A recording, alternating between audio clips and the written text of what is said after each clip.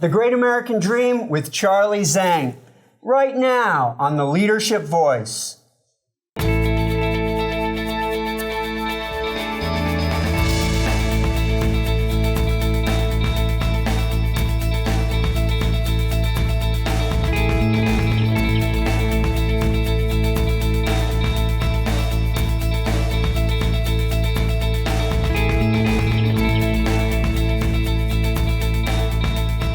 Welcome to the Leadership Voice. I'm your host, Jay Barbuto. Our guest today is highly acclaimed entrepreneur and philanthropist, Charlie Zhang. We have a great show for you, so let's get things started with our quote of the day. Today's quote comes from all-time great NFL football coach, Vince Lombardi. The only place where success comes before work is in the dictionary. Our guest today is Charlie Zhang, a restaurateur, a company founder, an acquisition entrepreneur, and an advocate for the arts, purposeful living, and everything that is good in this country. Charlie Zhang came to the U.S. with $20 in his pocket and worked in a restaurant, bussing tables. Later, he would own that restaurant and open several other restaurants, including Shanghai Charlie's. He later went on to found Pickup Sticks and grew that franchise to its peak before selling it and starting Aseptic Solutions, a bottling company that brought German technology for extending shelf life of beverages, opening the door for distributable organic beverages. He has partnered, started, invested, and developed many companies. He's a true American success story, but his achievements cross well into philanthropy, as he is among the most purposeful agents for positive change in the Orange County community. Please welcome to the show a man I greatly admire and look up to, Charlie Zhang. Hello, Jay. Thank you so much. Charlie, thank you for joining us today to share your journey with us and your wisdom. Our viewers will really enjoy learning from all of your insights. Thank you. Let's start with talking about your journey to the U.S., because whenever people have heard your story, we always start with, he came to the U.S. with $20 in his pocket. But tell us, what was bringing you to the U.S.? Well, when I grew up, I grew up in the communist country, Shanghai. When you're young age, we're coming nowhere, so we are pretty much in the very suffering life. But American, since Nixon visited China in 1972, there's a lot of media, magazines, so I learned so much about America. So my mission is someday I want to come in for the country, have a freedom. So that's the point, driving me and passionate coming United States. Now, a lot of people have been really impressed with the business side of your life. But you didn't come to the U.S. to start businesses, did you? Why did you come to the U.S.? Well, I had to apply student visa. My talent is a music instrument player. I'm a clarinet player. So I applied student visa as a music major. So I got that visa. So I went to get America to approve for me coming United States. So 1980, that's the year. And so you came here to play the clarinet and to study the clarinet. Yes. And you worked in the restaurant part-time to pay the bills. Well, I have no choice. I have no money. I came in here, your early introduction, $20. That's the only thing I have, with instrument and luggage. So I had to looking for a job to make a living. So that's why nobody hired me. The young kids from mainland China, we don't establish any image or reputation. So ended the job as restaurant, wash dishes. Yep. But you had an accident in the restaurant, right? Something happened there. No choice. You wash dish, cutting vegetable, cutting meat. So during the cutting, injury my finger. So that time it's really hurting. You got an injury, You can't play the clarinet. well, instrument really, the finger movement, I lost that. And plus, what do? I have no other choice. So music was your first plan. Your backup plan was to move into the business world. Yeah, well, you're working hard, that dedicated, put the music on the side, working hard, and first 7 months, make a long story short, I earned $7,200. Then let's say I have a few $1,000s in the saving. Are you gonna continue be the restaurant worker, or can we do something else? So be the entrepreneurship. I say, I want to be the boss. I want to have a restaurant to open myself. That's the whole idea start. So you found a restaurant and got a lease and opened. What was your first restaurant called? First restaurant in 1984. It's called Shanghai Charlie. I'm Charlie from Shanghai. It's a naming like that. And you bought a restaurant. It's a very low end. So we lose money for the first months. But my passion, I say, I'm gonna be stuck in here, but I'm gonna do well. So I never ever gave up. With the 7th month, we start to break even, show the profit. From that point, I'm really it's ramping up. So year later, I said, well, I have enough capital saving, open the second Shanghai Charlie in Laguna Niguel, and keep it going until 1989. I feel I'm ready for the next biggest step. That's the Pickup Sticks burst. Mm-hmm. So what was the idea originally with Pickup Sticks? What was, when you thought, I'm going to start this restaurant, what was the original plan? Pickup Sticks started a name called Sticks. Similar traditional dining room, busboy, waiter, kitchen, bartender, so on. After first several months, I notify, business so well, but I don't have a lot of profit in the bottom line.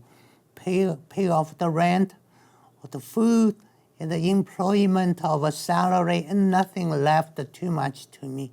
But I'm really busy and I work early morning to evening. Can we find a way, figure out a way, same thing, good food, serve the public, can we simplify? That's how I feel, I notify the restaurant have a 30% takeout.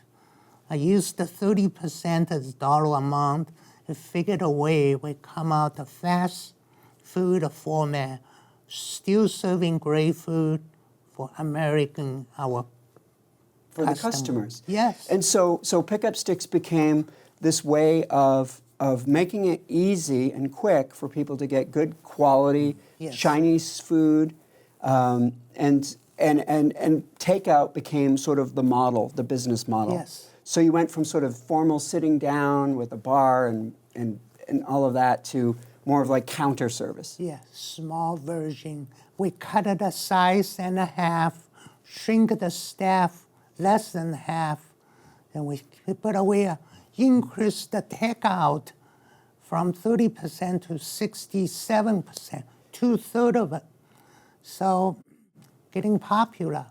Find a way how to design, let a consumer, customer take your food or go home, sit in the kitchen table, still eating fresh from design box to cooking, the whole thing, get a rally. So the first Pickup Sticks had everything, but you decided to make changes to it, and you made it simple. Yes.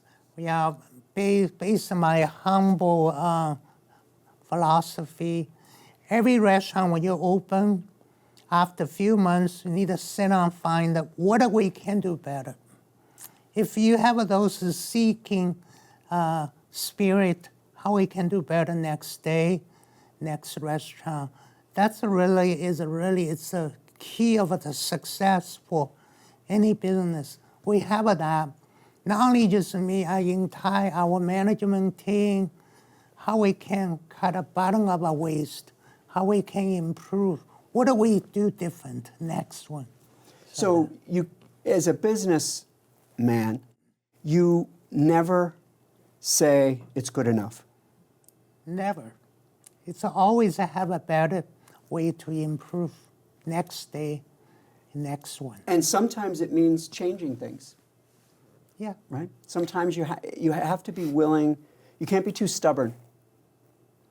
No, we had to be really take a risk. You have to change it to grow.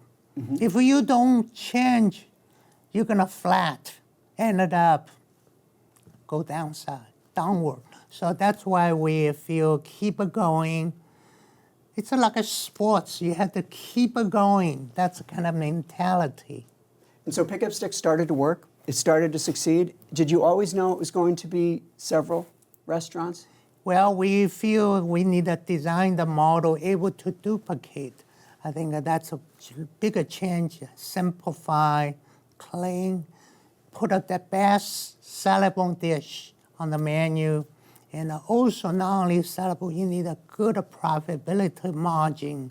Mm-hmm. Easy for kitchen to prepare, but a customer love it. So if somebody were interested in restaurants and interested in developing a restaurant chain, there's a process, starting with developing a good restaurant brand and a good restaurant model. Yes. Then replicating it. Yes.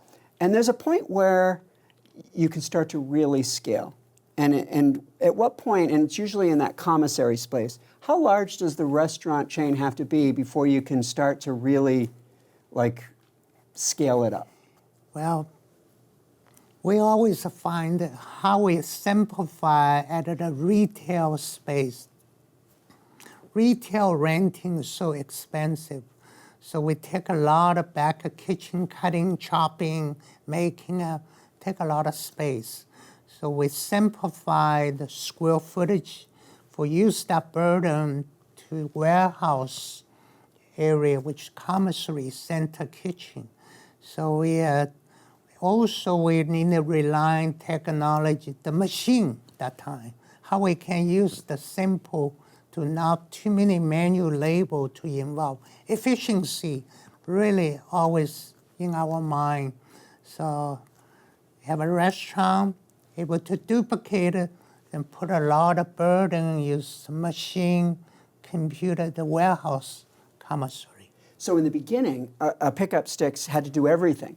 Every Pickup Sticks had to do everything. Yeah, but eventually, you became large enough that you could also have your own commissary, food prep warehouse, where you would chop the vegetables, make the sauces, and be able to take things so that the restaurant experience would be the same no matter which Pickup Sticks a person went to. You need a consistency. You need a simple. Nothing you can duplicate. Open multiple location. That's a whole formulation. So every people can do that. We have just today is Chinese food. Anything else, a hot dog or something, good food. Consumer lover use the same philosophy, simplify, able to duplicate. Any young entrepreneur, they can make a success. And you grew this chain. You had a commissary. Once you had the commissary, then you were able to really scale. Yes. And you could have confidence in the scaling. Momentum. How many restaurants did you grow before you sold? When I sold at that time, it's 88 restaurants. 88? Yes. And I sold it is a bigger corporation, but a chunk of the money, I feel that's it's very difficult to selling with your first restaurant. It's like your baby, you marry somebody and I'm really struggle. But I think, I had to make another venture, life go on. So they corporation engaged me 3 years and pay a lot of salary. I continue to stay there for 3 years. When I left, it's 146 locations. Wow. So it was 88 when you sold it. You stayed for 3 more years and helped them grow to 146. Yes. That's amazing. And then you went into the bottling world. Tell us about Aseptic Solutions. How did you find that technology? How did you get excited about that? Well, it's when I can retire in the 40s, so I feel something to do. I think it's my philosophy, God gave you the talent, would you do something else? So I overcome a lot of restaurant work, walking, and then the manufacturing. I like a food and beverage, make a drink as a beverage business. So I feel how we can make the best quality juice. I spend a lot of time shopping to the grocery store, see what a consumer like, are learning. But at the end of the day, I like premium juice. Right. The really good juices, the premium juices, the organic juices. Yes. So that's why I feel also produce premium juice, you need a better shelf life, keep it fresh. Otherwise, 2 weeks after the second week, quality go down. So I feel one of Europe, they have a technology called aseptic technology. They can put a juice in same freshly processed, put in the bottle for much longer shelf life. So we give every premium juice company 3 months. Otherwise, you put the refrigerator 2 weeks, you have to throw away. So a lot of waste we save, keep quality juice integrity less for a long time. That's really, So you had to invest heavier, but we made it. So without that technology that Aseptic Solutions had, which was your second big venture, Yeah. without the technology, juice would spoil within a couple weeks. Well, quality of a juice based on how you spell because bacteria in the juice. A lot of people feel put a room temperature, spoil faster. So a lot of people put a refrigerator, slow down the bacteria grow. That's not good enough. How would you be careful? 100% bacteria, put in the bottle, no bacteria, they not grow anywhere. You close the lids. I have a juice in my office, 2015, still on the shelving. So anybody that goes to the store and gets themselves a good premium juice, an organic drink, and they look at it and it has an expiration date that's like not in 3 days, but it's actually in a month from now or 2 months from now or 3 months from now, they really can thank Charlie for that, because you really helped bring that technology for us to be able to extend shelf life of juices. I appreciate it. I think the bottom line, you never stop learning. This is the one thing I really hungry when I saw the restaurant. If there was something, break through to find another way. That's the one of Aseptic Solution. Been doing for 10 years. And then you sold Aseptic Solutions. We are a bigger IPO company, public company. They feel so cool. They offer the money I can reject. I feel, then they bring me from 40 years old to 50. So I sold again. Yes. And so now you had this new situation where you said, what's my next chapter going to look like? And so you invested in a lot of different businesses through the years. You've flower shops, bakeries, a lot of different restaurants and things, whereas like an investor or a silent partner. But the next big move was to develop real estate. Yes. So I'm not pocket the money in the bank. They're going to earn very low interest. I feel I have hand to walk to the food or beverage. I feel the real estate is another one I look at. You use the capital, buy right or buy the proper land, develop them. That's why 20 years ago I established called Zhang Enterprises. Many projects. many acquisition, land developers. Still today, this is a really fruitful for me. I can every month have a income to give back. No, that's great, and that really takes us through at least the story of Charlie in terms of the entrepreneurial journey that you've taken. How many of these real estate projects would you say you've developed? Maybe 50. 50. 50. 50. So I think that's amazing, and they're mostly commercial, or some residential combination. as well? I feel what is opportunity available, profitability, I'm gonna go. So we have a residential single house to multiple apartment, over 100 unit, to commercial office building. End of the day, you have to buy the good location, quality looking building existing, or you building one, I need to look, I'm gonna move my office there. I'm a quality driver. You can't let it be mediocre. I'm not sleeping well. I say, it gotta be right. We wanna be the champion. Oh, thank you. I appreciate you sharing your story with us and sharing it with your audience. We're going to, in our second segment, we're going to talk about your business philosophies. Sure. It's now time for a featured segment of the Leadership Voice. It's today's Did You Know? Today's Did You Know comes from commerceinstitute.com. Approximately 20% of new businesses fail within the first year. That number increases to 50% within 5 years, and over 65% failure rate by the 10-year mark. After 15 years, only 25% of businesses survive. So if you want to succeed, you need to learn from those few that have developed the winning formula. It's now time for our Leadership Countdown. Today's countdown comes from Investopedia. We bring you the 4 key skills entrepreneurs need to master. Number 1, leadership. Number 2, financial management. Number 3, strategic thinking. And finally, number 4, adaptability. Master these skills and you just may increase your chances of success.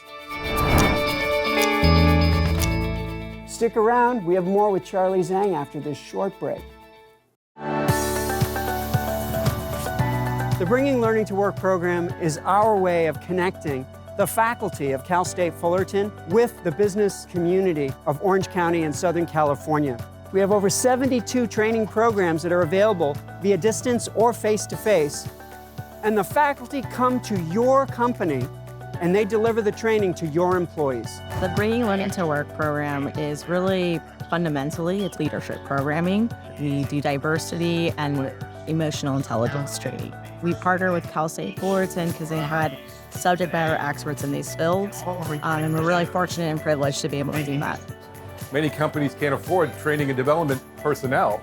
And so this is a great opportunity to leverage Cal State's faculty to help them develop their learning programs. The leadership of the center and the students allow me to not only bring leadership development to my company, but allow me to interact with some amazing students who have grit, potential, and just amazing futures in front of them, and I get to take part of that. It's a wonderful feeling. When your organization is ready to develop its talent, reach out to the Center for Leadership and we'll help get you there.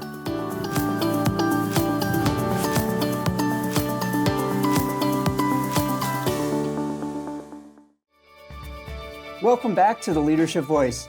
Charlie, we talked about your businesses and your journey, but now let's talk about your business and investing philosophy. So, Thank you. Charlie, let's start with this. What type of businesses do you like to invest in? Well, I investing, always look at the sector, the business product. I'm not looking for today. I want to look at that business 3 years, 5 years from now, what it looks like. Feel that's first going to be a continued fashion there. So that's how we look at a little further. You know, honestly, a lot of people getting so exciting, want to be a big investor business. It's a really excitement. Sometimes you lost the vision. What do you see? The onlooking, how great it is. I always carefully look the further. So I like the business. It's a really consuming. People can use every week, every day. Then you see next week they're coming back again. So you like to invest in businesses where if it's a product or something or a service, you like it to be something where they're going to come back a lot. Yeah. They're going to buy it again. So like drinks, you get a drink, you drink it, you like the drink. They're coming back again. You got to put more in your fridge, and then not getting when the supply gets low, you got to go get more for your fridge. So you like to invest in products and invest in things that will have a lot of repeat business. Yeah, consumer products. So then, what types of businesses do you try to avoid? Well, something people say, would you invest building piano? Sounds good, I love music, but we're thinking about the piano. You bought a piano for your home. How many years later you're going to have another new piano? Never. Well, maybe that's why a lot of people, I want an antique piano. That means, well, soon I'm going to sell your piano. I don't see you until your next generation. It's too long. And other things that furniture type related is a bigger bulk of things. You know, you put something for a long time, you're going to see you. I really feel sometimes you do the service, people, everybody, you know, in the swimming pool, people, I really like those weekly, daily we can use. I don't want to invest anything you do once, gone. Right. So like a car dealership wouldn't really be the kind of thing. Every 3 years you see them again. Right. Tires, same problem, right? Tire probably better because they're really usage. Because one car have a 4 tire, not only one. But mattresses, it's 10 years or 15 years. Beds, sometimes it's even longer. Yes. So you avoid businesses where your customer only comes once, really. Yeah, and also I feel I had to measure as a leader, as an honor, your passion. If it's something really way off what you learn, your talent, just don't even there. You're going to take a long time to get there. I always a philosophy called low-hanging fruit you pick. It's too far-side, not there. You don't have a manpower, infrastructure, ability. Don't go there. So it's better to do what you can do well today. And also 3 years from now, your passion's still there. Right. And then look for ways to make it better, but don't lose sight of what you're good at today. Yes. So in every entrepreneur's life, there's always that moment with a new business venture where they say, is this going to work? You know, maybe it's struggling, maybe the business isn't good, maybe the profit's not where it needs to be, and you start to wonder, is this a mistake? How do you decide as a businessman whether to push through or whether it's time to just move on and cut your losses? My philosophy always, we need to make sure, first of all, you need to identify what business you want to be. Other things, if it's too easy, everybody's going to do that. Then you have a lot of competitors. You need to do something else that people feel easily to give up. That's really as me. Can I find a way overcome the difficulty? For the last 30, 40 years, none of the business easy. We're going, it's a lot of obstacle, lot of problem, and a daily problem, weekly, is no easy day. But the one thing, how we can be very brave every time, be the champion, overcome all the difficult. One philosophy I really like, steel plate, you drill the hole. Sometimes small drill bits can't even go through it. What do? You need a harder one, better one, or to put a pressure to punches through the hole. That's the one we need to be like that. I develop, say, hey, MacGyver philosophy, right? You have to find a way. Yeah, find a way, figure a way to be there. I don't like a lot of next generation that feel, oh, that's too hard, I'm gonna keep jumping the chair, ended up a few years later, nothing get done. So if it was easy, anyone could do it. Yeah. And so one of your strengths as a businessman is that when other people might give up, you would find a way to make it work. Yes. My last several business, restaurant is a learning progress. I have a good people around. We always hitting a lot of major issues, but we go through. Beverage is, for me, is a very big challenge because it's a new territory. I know we're gonna produce the bottle, machine wrong, the bottle coming, then we know it's dollar sign. But it's a lot of problem. I'm not a mechanical background. Machine break it down, you have to stay there with your team. Fixing the machine, sometimes I'm gonna have a 36 hour a day because from morning coming home next day. So those sacrifice, you need to be there.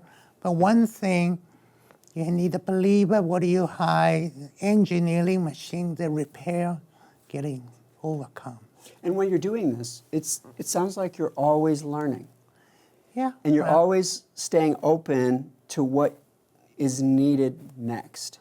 Every day, today I'm walking, I feel, today I'm gonna get an interview by Jay. I need to humbly learn.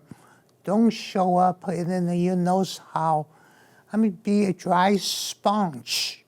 Every time I come in here, seeking the good formulation, good successful, I learn from young generation. Jessica picked me up, and all the way through the hallway, I learned so much today. It's a communication, audio, video. That's a learning. And as a businessman, we all need to understand that at every stage and at every day, we're going to have new challenges that we have to find a way to overcome. We're going to have new decisions. And we have to be ready for whatever is going to be there, because we never know what tomorrow is going to bring. Every day have a different challenge. I never see every day I'm so smooth. That in the morning, when you look at the mirror, you clean and say, hey, today's another day. Don't tell me you will be good. Let's get it ready. Mm-hmm. So when someone else sees a problem, they see it as a wall. When you see a problem, you see it as like a curb. I'm going to be penetrating. Like a curb that you just step over to continue to. Yeah, I'm going to break that drive will be the next side. No, that's great. So as a businessman, what do you believe is your biggest strength that maybe sets you apart from maybe other businessmen? Like, what is it that you do that really positions you for success? I'm a person extremely respond fast. I don't let a problem to wait for after lunch. One of the slogan always on me, he said, do you want to win? Get off your butt. Mm-hmm. So that's really philosophy. I see people have a text to me and think, I even have a middle of a lunch or dinner with my wife or kids. I always say, hey, I had to take care of this. Give a very brief take the problem, so respond to issue, be with your teammate. People ask you something, if it's urgent, I never let a problem say, I'm gonna waiting for you later. So take care of the people. People is my strength because I love the people. You know, I can do all the things myself. You know what, one thing, find the right people. I'm not a PhD or something. Hide the PhD for you, and then you have to take care of the people. The strength to respond, develop a people, have a winning formulation together. That's always pretty good for my life. No, I think that's really great. So what advice would you give a young entrepreneur that wants to start their own business? What would you tell them? Well, I feel the young, especially your student, they're educated. That's really much advanced than I start the music. I don't have a lot of music. I don't even speak English. They have a great foundation platform. And also, on the other hand, they need to really underwrite the proper business. Everybody always, call analysis. You have to figure out, analyze what is the right business. And then profile individual personality. They feel the strength can match that. That's why I say I look at the 3 to 5 years, what do you do? That's the way you need to be young people. Also, find a way saving your income. You need enough capital. You can't just always borrow or loan or things. This is not going to last very long. Have enough capital, saving. Don't always go to Starbucks coffee to get a $4 or $5. Find a less expensive coffee. Find a way every day you're saving daily, monthly, ended up you have enough capital. And working hard. Don't be lazy. Yeah, I think that one of the striking things that you talked about is that you don't leave things for later. If a problem comes to you today, now, fix it now. Yes. If there's an opportunity that you can take advantage of, do it. If Yes. there's a decision to be made, make it. And I think there's a sense of urgency that you put into your daily life that I think has really made a big difference. Yes, I really believe too. That's the philosophy. The only philosophy is that successful, be the entrepreneur, you need to have those DNA all day, every day. Perfect. Well, thank you, Charlie. We're going to come back in just a minute, and we're going to talk about your leadership philosophies. Sure. It's now time for our leadership example. Today's leadership example comes from the Giles O'Malley Center for Leadership. We bring you the 5 leaders that have been recognized for Lifetime Achievement Awards.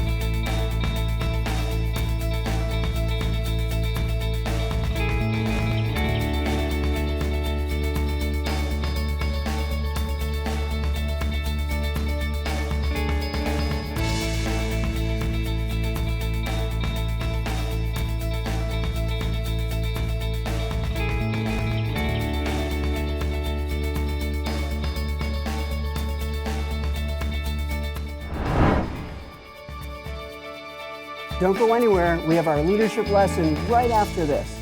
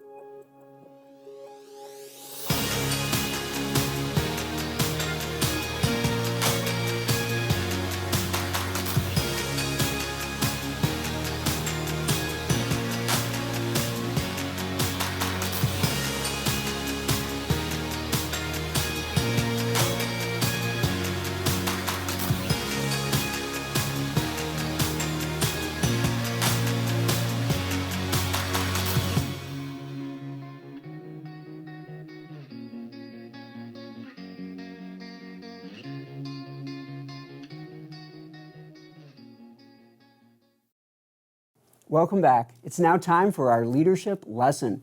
Today I'll be talking about developing wisdom.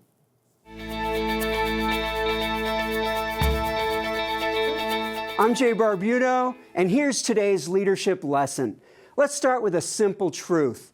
Perfection is impossible. Mistake-free workplaces, they don't exist. So the real question is, what makes organizations thrive? It's not avoiding mistakes, it's learning from them. It's turning setbacks into wisdom. And as leaders, our responsibility is to create an environment where people feel safe to reflect, to correct, and grow stronger each and every day. Think about someone you know who keeps repeating the same mistakes, hiring the wrong person, running into the same problems, or even choosing the wrong romantic partner repeatedly. Instead of asking, "What can I learn?" they shrug and call it bad luck. But wise leaders see mistakes differently. They see them as stepping stones. They see them as lessons. And they use those lessons to grow, not just for themselves, but for everyone they lead. When things go wrong, people need to learn from their mistake. So what is wisdom? At its core, it's a combination of two things: awareness and foresight. Awareness means paying attention to everything around us. It's noticing what others miss, gathering the facts, making sure you have all the information needed to make the best decision possible. Foresight is about connecting today to tomorrow. It's seeing how choices made now shape outcomes later. People with foresight aren't predicting the future, they're preparing for it. If you get it wrong, make sure next time, faced with the same circumstances, you get it right. And here's the key. Whenever something in life doesn't turn out as hoped, ask two questions. First, did we have the information needed? If not, it's an awareness problem. If yes, you had the information you needed but still got it wrong, then the issue was foresight. So, how do we grow? To build awareness, commit to gathering the right information before you decide. To strengthen foresight, be willing to reframe the meaning you attach to situations so your perspective and your analytical judgment improves over time. Here's a practice I recommend. Take just 10 minutes each day to reflect on all your mistakes and disappointments. Ask yourself, why did the breakdown occur? Was it awareness or foresight? Then learn from it, adjust. Because when you commit to awareness and foresight, we don't just grow wiser, we lead better. We inspire others and we build leading organizations that will thrive. I'm Jay Barbuto, and this has been your leadership lesson.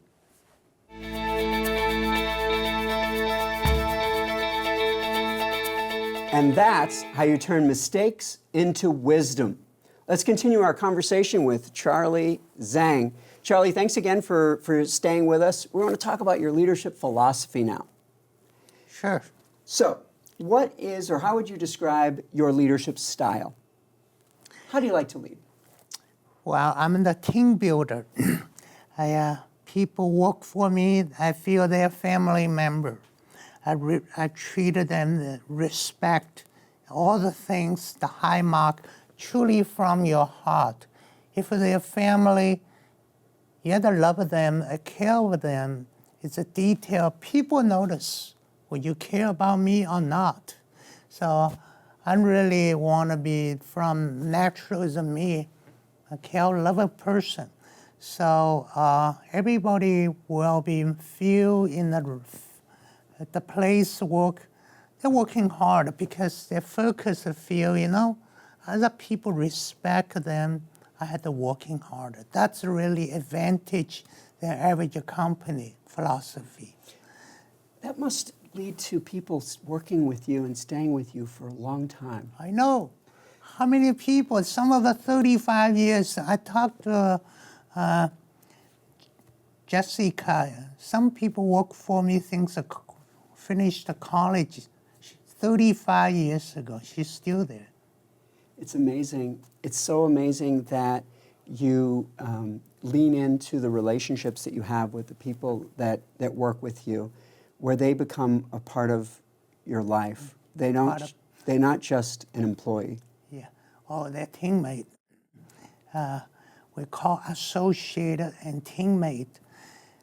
Everybody work for me. I feel it's my job make them better, because of my personality, my leadership style. First of all, I'm very, very project driving. Deadline had to be today. You have to do it.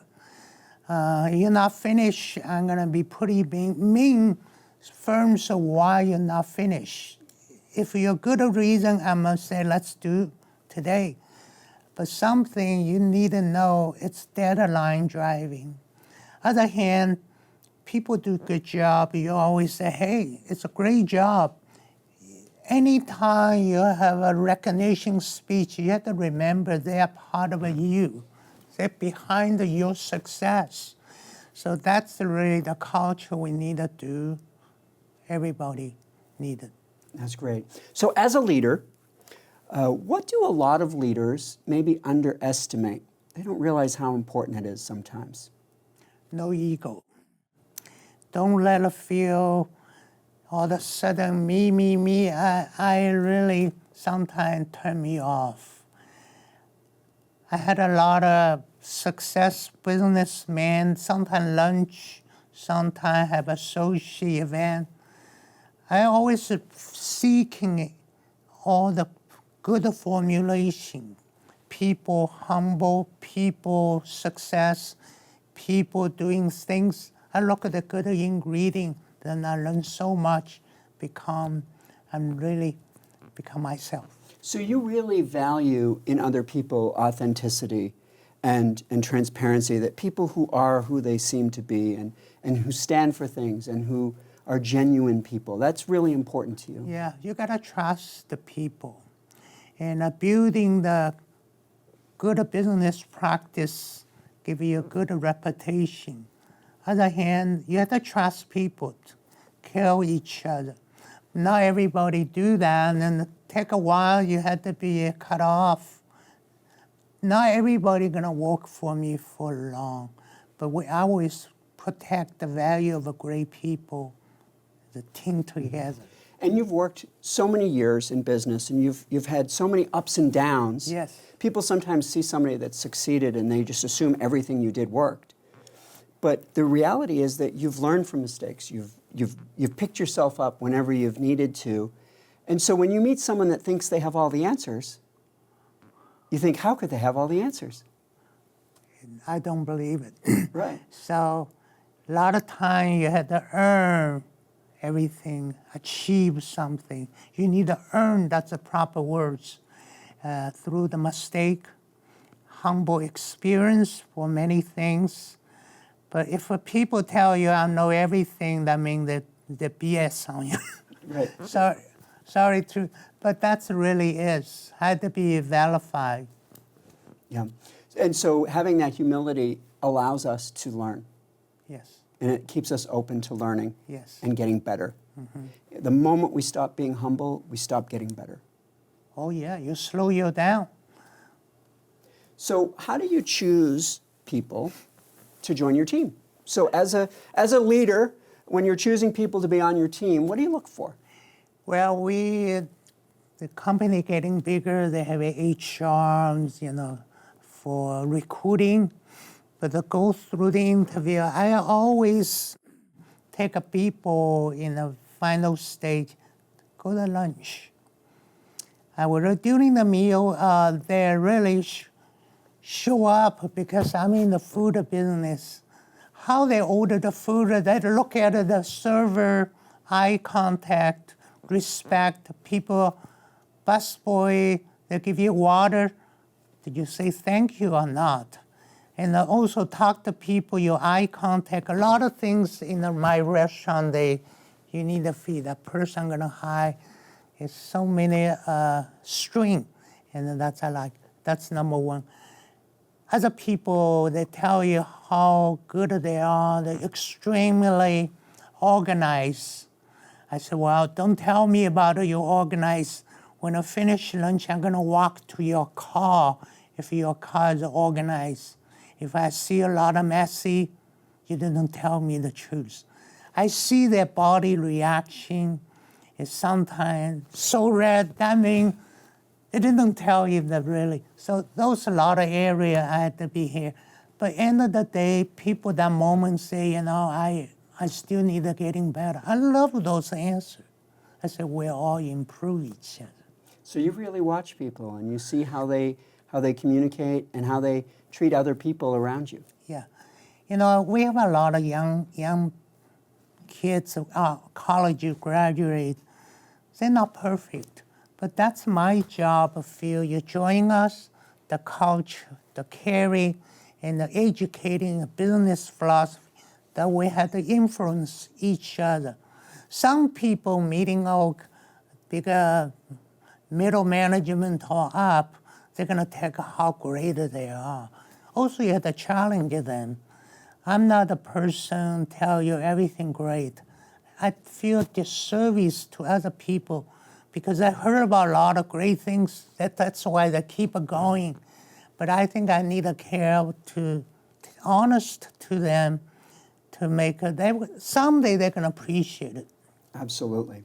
So thank you for sharing some of your leadership philosophies. But let's talk about the work you do in the community, because a lot of successful business men and women, they enjoy their successes, but they don't necessarily give back, and they don't necessarily try to make the world that they live in better. But you've made it a pretty strong mission for you and Ling to be a real service to the community. Could you talk about why it's so important for you to give back to the community? Yes. I feel I'm a very, very lucky one. I came in United States. It's a great country. It belongs to me. I'm a citizen of the United States since 1989. I feel it's my job to be same as the other early generation, to serve, to give, to make it a better community, country. I feel it's something your success not because you're so good, because the great system, the people around you make you better. So successful, a lot of people feel get wealthy, how much money in the saving. I feel I want to sharing to community. I love the education.